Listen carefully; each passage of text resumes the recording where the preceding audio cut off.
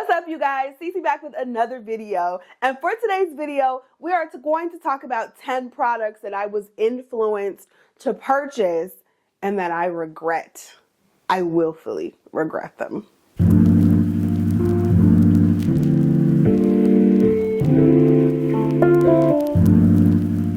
So what's up, guys? Cece back with another video, and like I said, we're going to talk about 10 products that I was definitely influenced to purchase that I just should have kept my money, okay? And we're going to tally it all up at the end and see how much money I wasted listening and being influenced, okay?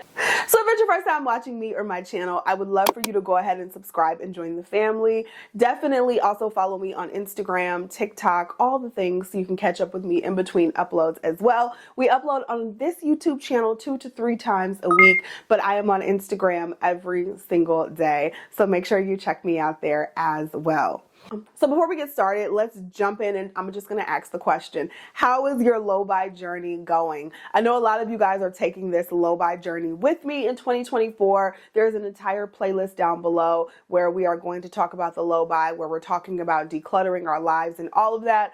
So if you missed any of the videos this year so far, make sure you check out that playlist. But the low buy for me is going. It's going, okay? That's all we have to say. There's been some slip-ups along the way. I know, but there's been a few slip-ups along the way, but it is a work in progress. I knew it was going to be a really hard task for me, and so I'm just trying to learn from all of the slip-ups, and I'm trying to learn, I guess, where my triggers are when it comes to shopping and spending money and stuff like that. So that's my ultimate goal on this journey, and so that's what we're doing. And if I'm thinking about it in those terms, it's going well. But if you guys have been watching my other videos, then I've been very brutally honest about the things that I've bought and done and everything, so make sure you check those out. But for today, again, we're going to talk about 10 products that I bought that I definitely regret buying, and I was influenced to buy by social media. Social media is a huge trigger for me and probably many others, and I know there are a certain category of people that call themselves influencers. However, we are all influencers to a certain degree. If you have ever told your mom about a product that you're using, or your friends about a product that you're using, and someone went out and bought it, or they didn't go out and buy it, they thought about buying it, you are an influencer as well. So we're all influencers. We all get influenced by a various amount of things, but I think social media, if you are an active social media user, that's probably the biggest. There are targeted ads. There are your favorite content creators that are telling you about product after product after product, and how well it works and how good it works, even though they were paid hundreds of thousands of dollars to tell you this. It's still tempting to go out and buy, right? So these are some of the products that tempted me, and we're going to talk about them today. And I can, first of all, before we even get started, I can see your judgment through the screen, okay? So let's tone down that don't be judging, okay? Tone that down. I can see it already, especially with this first product, okay? So let's start with the first product. It's not the cup. It's the straw. So I was on TikTok one day, and people were talking about how straws give you lip wrinkles, but Amazon is selling this anti-lip wrinkle straw. I've had these straws for like 2 months. That's the dumbest thing. When I say it out loud, it sounds like the dumbest thing ever. But I've had these straws for like 2 months. I've never opened them. I've never touched them until today. And I wanted to try it on camera. I've never used this straw before. So let's see. So as you can see, look at it. It's like a question mark. And then it's capped right here. And then there's a hole. You guys see that? There's a hole up there at the top. And so the premise is that you just... Uh-oh, ain't nothing coming out. There we go. That feels like way more trouble than it's worth. That feels like way more trouble than it's worth. It's not like a light suck. It's like a...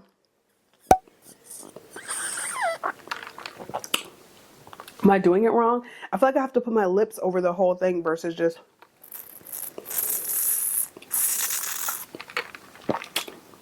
Like I'm sucking quite hard to get that out. Yeah. That was definitely a fail. I'm drinking the Olipop Tropical Punch, by the way, which is my favorite. But yeah, that one is a definite fail. Let's talk about product number 2. So all the girlies, I felt like, were on Instagram and TikTok with like colorful sunglasses. So like these plasticky, colorful sunglasses. I saw them everywhere. Not my style, not my aesthetic, but you know what? Amazon has them for cheap. Why not purchase them? So these, first of all, they're so dirty, but this is just not my style. Like, these are so ugly.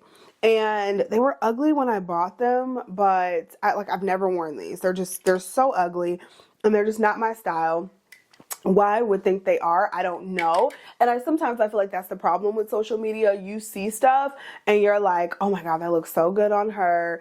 Not thinking about, you know, what it's going to look like on you, on your body type, on your face type. And you're just like, those look so good on her. I'm going to get it. And then you get it and it doesn't look like that on you. It's because it wasn't meant for you. We always talk about getting out of our comfort zone. Getting out of your comfort zone is fine when it comes to like networking. I am the queen of that. Okay. If you do what you've always done, you'll get what you always get. That's my thing. That's what I say all the time. However, when it comes to personal style, this year I'm also on a journey to find my personal style. I'm going to find my personal style and I'm going to stick with that personal style. There's going to be no getting out of like jumping off, buying something else for what?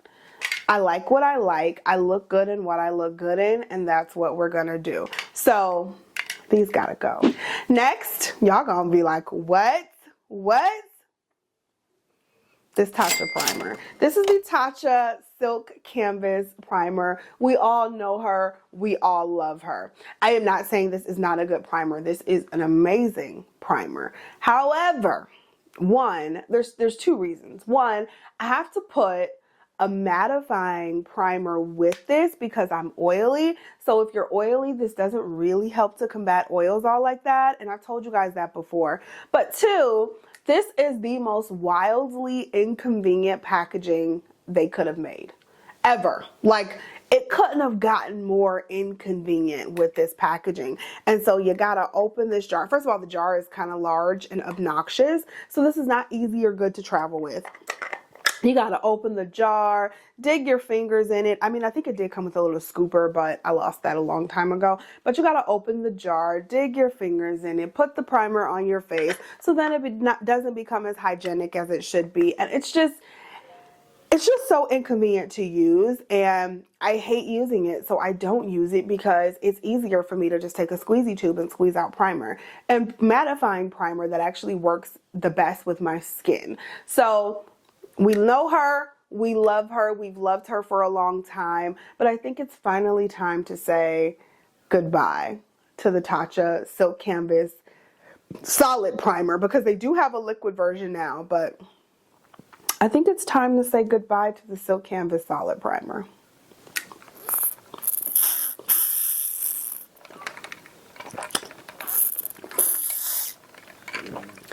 Since we're talking about makeup, let's just stick with it, and we're going to talk about the La Mer powder. The La Mer powder. Did I love this powder? Do I like this powder? Yes, okay? I believe you guys have already seen my powder declutter. If not, it's coming up. Spoiler alert.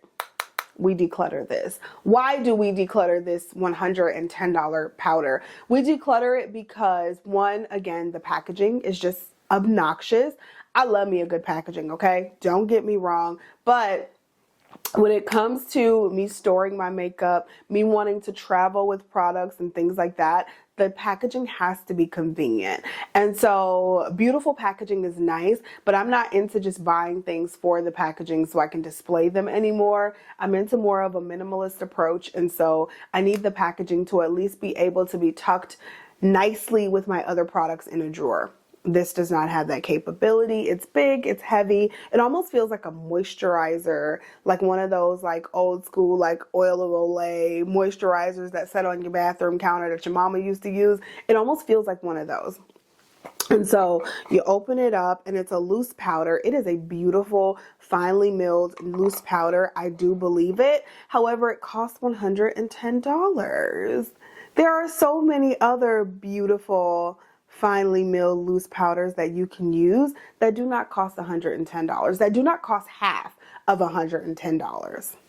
There's some that do not cost half of $110, if you get my drift. So yes, while it's a beautiful powder, there are so many other lower cost, less bulky packaging alternatives that you can use that you don't have to spend an arm and a leg on. I loved you though. I did. The next one is another makeup product. This is a Kaja under eye powder. So this is the pop-up pink joystick powder. This is the dumbest packaging I have ever seen in life.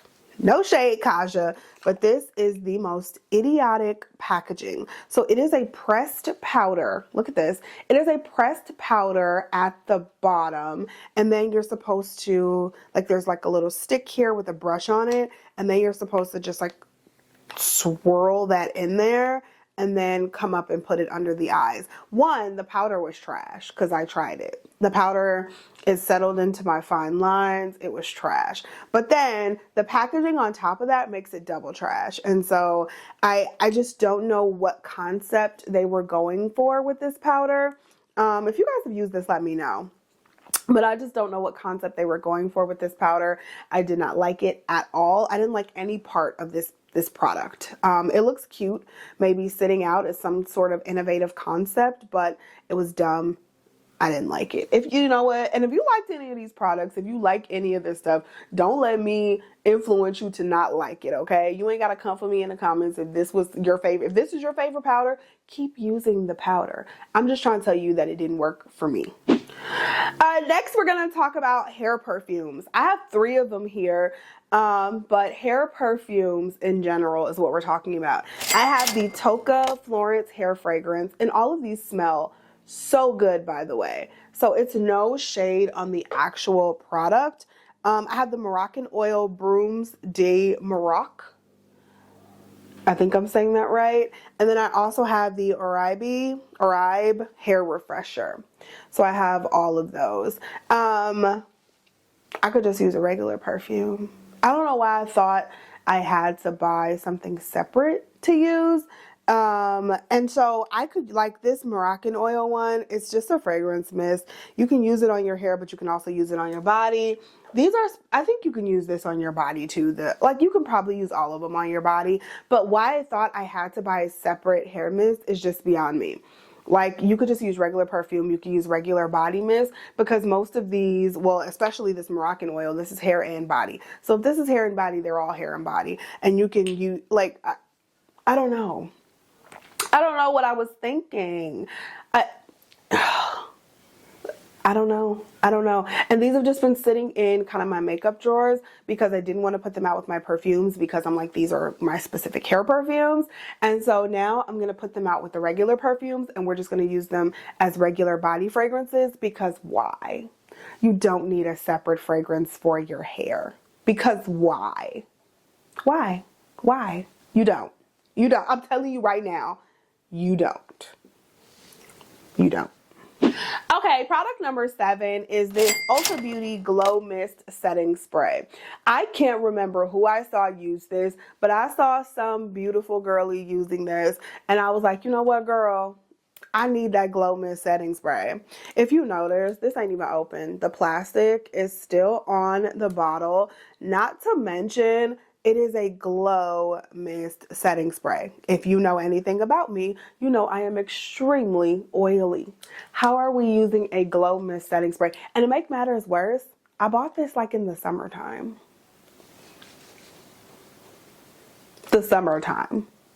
When I look like I'm cooking chicken on my face all day.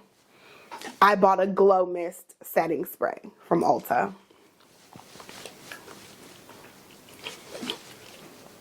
Why we do that? Oh, girl said it was cute, so I said, you know what? That's gonna look good on me. Then I got it home, and I just didn't bother to take it back, because I got it home, and I think I was like, girl, you know that ain't gonna work on you. Stop playing, because that's not gonna work on you. and it's still in the packaging. So yeah, she gotta go too. All right, these last 3 items, y'all gonna come for my neck. I already know it. Y'all gonna come for my neck because 2 of them are black owned brands. So I don't want to do this, but I gotta be true. I gotta be honest with myself. I love these brands. No shade on these brands. I think you should continue to purchase from these brands. I just won't be. Okay. First one.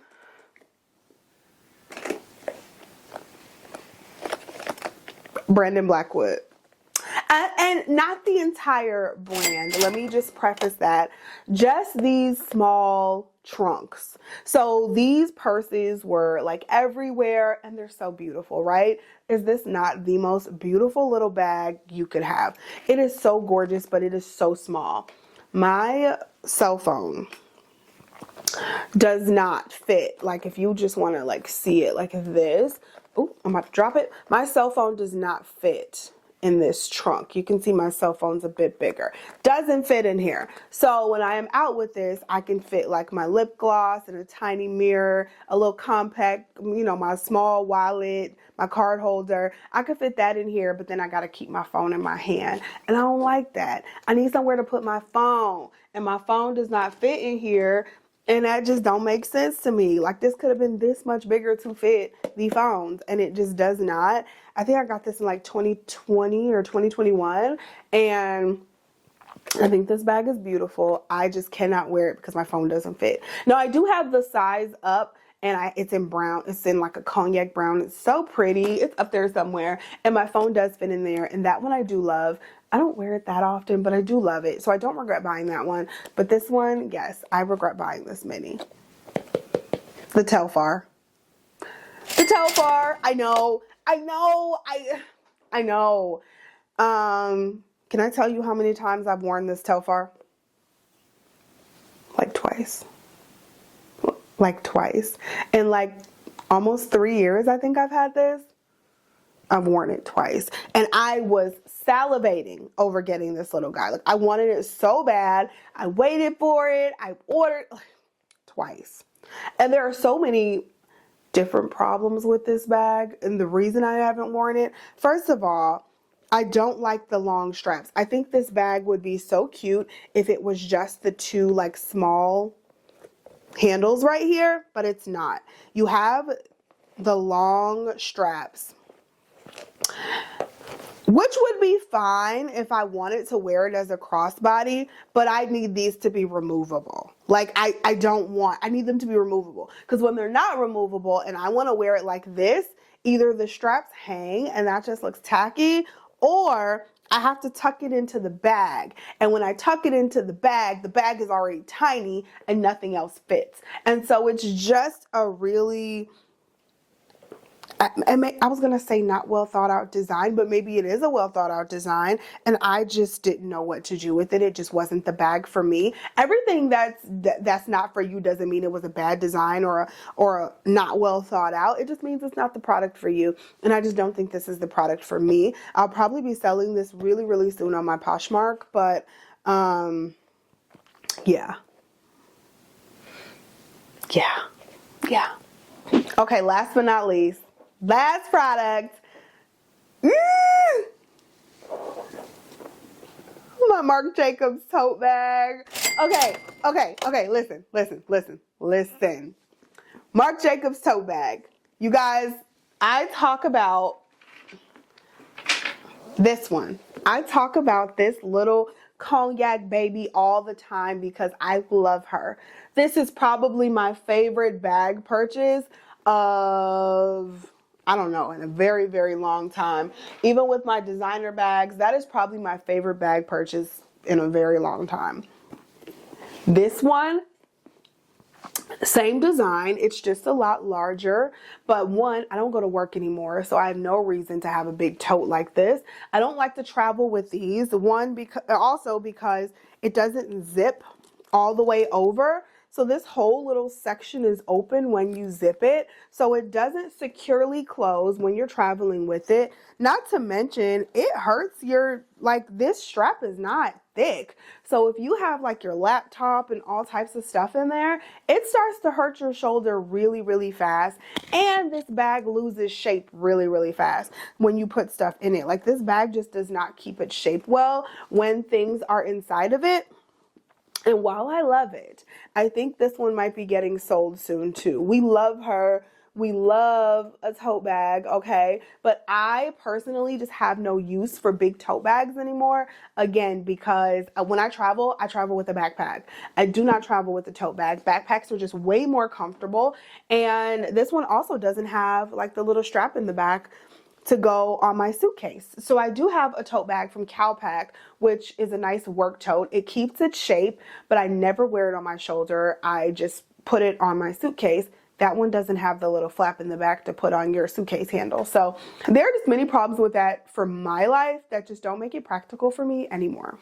So that is it for this video, you guys. Those are 10 products that I was influenced to buy that I actually regret buying now. If you guys like this video, I have so many more products around my house that I regret buying that I could have definitely left at the store. So if you like this video and you want to see a part 2, let me know and I will definitely gather up a part 2. Okay, if you're loving this declutter series so far, make sure you give this video a thumbs up, catch up on all the videos in the playlist down below, and let me know if there are any other types of videos that you would like to see.